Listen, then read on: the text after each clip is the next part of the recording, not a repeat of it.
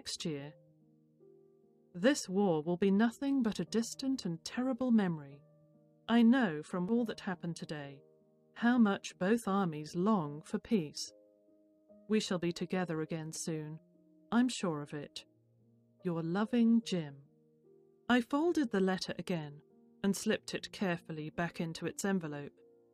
I told no one about my find, but kept my shameful intrusion to myself. It was this guilt, I think, that kept me awake all night.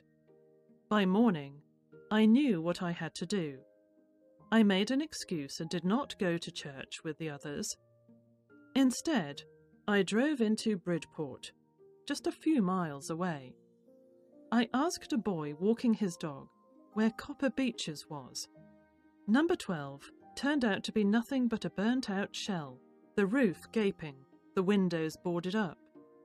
I knocked at the house next door and asked if anyone knew the whereabouts of a Mrs. Macpherson. "Oh, yes," said the old man in his slippers. He knew her well. "A lovely old lady," he told me, a bit confused. But at her age she was entitled to be, wasn't she?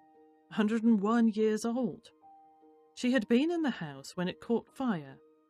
No one really knew how the fire had started, but it could well have been candles. She used candles rather than electricity, because she always thought electricity was too expensive. The fireman had got her out just in time. She was in a nursing home now, he told me, Burlington House on the Dorchester Road, on the other side of town. I found Burlington House nursing home easily enough. There were paper chains up in the hallway and a lighted Christmas tree stood in the corner with a lopsided angel on top. I said I was a friend come to visit Mrs. Macpherson, to bring her a Christmas present. I could see through into the dining room, where everyone was wearing a paper hat and singing along to Good King Wenceslas. The matron had a hat on too, and seemed happy enough to see me. She even offered me a mince pie. She walked me along the corridor. "Mrs. Macpherson is not in with the others," she told me. "She's rather confused today, so we thought it best if she had a good rest. She has no family, you know. No one visits, so I'm sure she'll be only too pleased to see you." She took me into a conservatory with wicker chairs and potted plants all around and left me. The old lady was sitting in a rocking chair, her hands folded in her lap.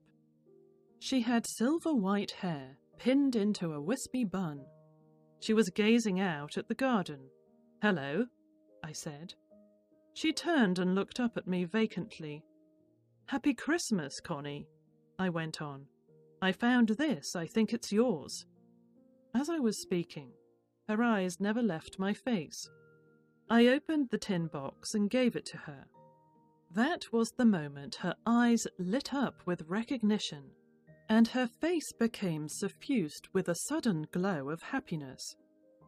I explained about the desk, about how I had found it, but I don't think she was listening. For a while she said nothing, but stroked the letter tenderly with her fingertips. Suddenly, she reached out and took my hand. Her eyes were filled with tears. "You told me you'd come home by Christmas, dearest," she said.